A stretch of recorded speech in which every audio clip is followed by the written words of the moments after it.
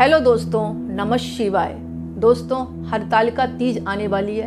इस बार जो हरतालिका तीज है वो 18 सितंबर 2023 सोमवार की पड़ रही है। आपको बहुत बहुत शुभकामनाएं और बधाई। ये पर्व जो है महिलाएं अखंड सौभाग्य की प्राप्ति के लिए रखती हैं, अपने पति की दीर्घ आयु के लिए रखती हैं और कुंवारी कन्याएं जो हैं अच्छे वर की प्राप्ति के लिए रखती हैं। और इसमें पानी नहीं पिया जाता, यानी निर्जल व्रत रखा जाता है।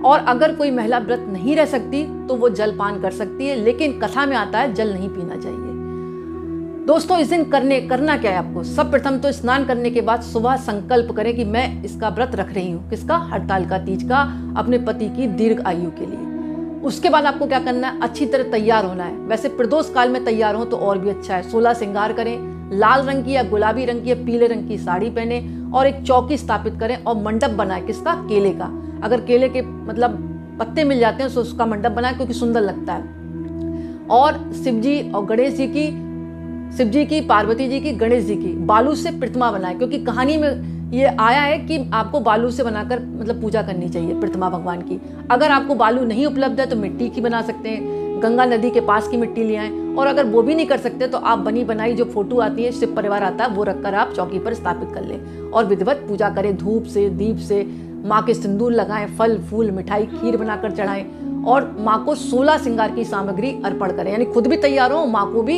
16 श्रृंगार अर्पण करें। नारियल मोली बांधकर माँ को चढ़ाएं और विधि विधान से आप पूजा करें। और ओम उमाय पते नमः, ओम उमाय पते नमः या ओम नमः शिवाय का पूरे दिन आप जाप करें। और भगवान शिव को भी सफेद वस्त्र और माँ को लाल चुनरी और लाल साड़ी अर्पण करें और भगवान को भांग, ततूरा और बेलपत्र चढ़ाएं। और शाम के समय आपको कथा का श्रवण करना चाहिए। जो महिलाएं शाम के समय निर्जला व्रत रखने के बाद प्रदोष काल में इसकी कथा सुनती हैं, उसके पति की दीर्घायु होती है और जो कन्याएं रखती हैं उनको अच्छे वर की प्राप्ति होती है। इस कथा का ये महत्व है। और गणेश जी को लड्डू जरूर चढ़ाएं और कथा के बाद भगवान की प्रेम से आरती करें। यानी कुल मिलाकर शिव पार्वती का पूजन करना है और उनके बेटे गणेश जी का पूजन करना है। सब परिवार स्थापित करना है, माँ अशोक चुंदरी भी और कार्तिकेय जी भी।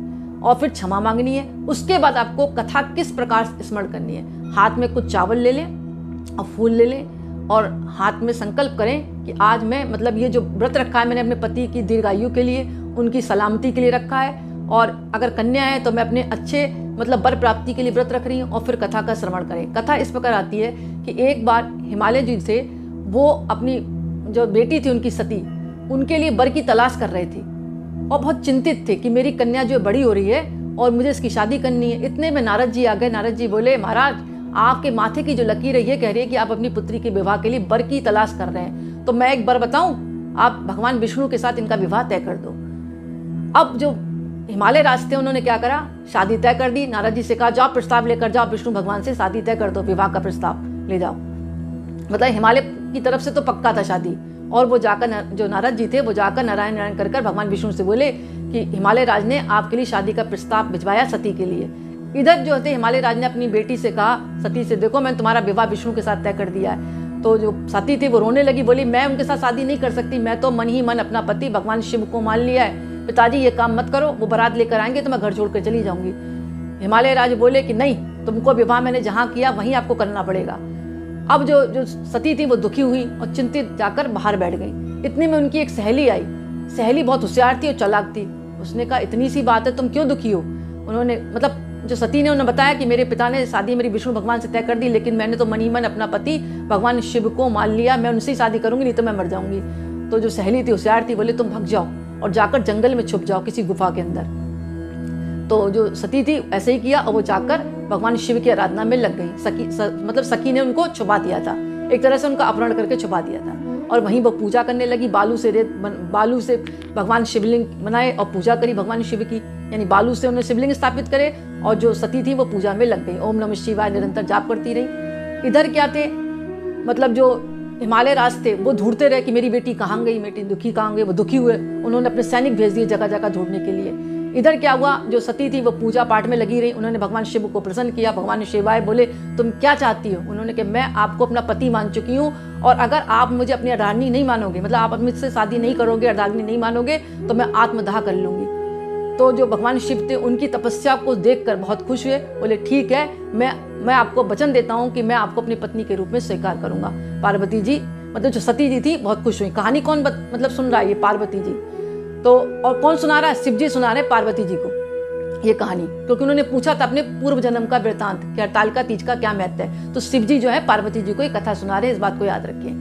तो भगवान जो थे शिव ने उनको आशीर्वाद दे दिया कि मैं तुमको अपनी पत्नी के रूप में स्वीकार करता हूँ। इधर जो थे हिमालय राज बहुत दुखी हुए, बोले इससे तो अच्छा मैं उसकी मनपसंद शादी कर देता। उन्होंने अपने सैनिक भेजे तो उनको पता लग गया कि उस गुफा में जो उनकी बेटी सती बैठी हुई है। तो वहाँ पहुंचे, हिमालय राज की अपनी बेटी से मुलाकात हुई। तो जो सती थी बोली कि पिताजी मैं शादी सिर्फ भगवान से ही करूंगी, और उन्होंने मुझे मतलब वचन भी दिया है, तुम विष्णु भगवान के पास प्रस्ताव मेरा मना कर दो और आपने जो भेजा है उसको वापस ले लो। तो हिमालय राज बोले ठीक है, मैं तुम्हारी बात मान लेता हूँ, बेटी के आगे झुक जाता हूँ, और तुम उनको चाहती तो उनसे ही तुम्हारी शादी करूंगा। और विधि विधान से जो बाद में हिमालय राज ने उनकी मतलब महाशिवरात्रि के दिन इन दोनों का विवाह कर दिया।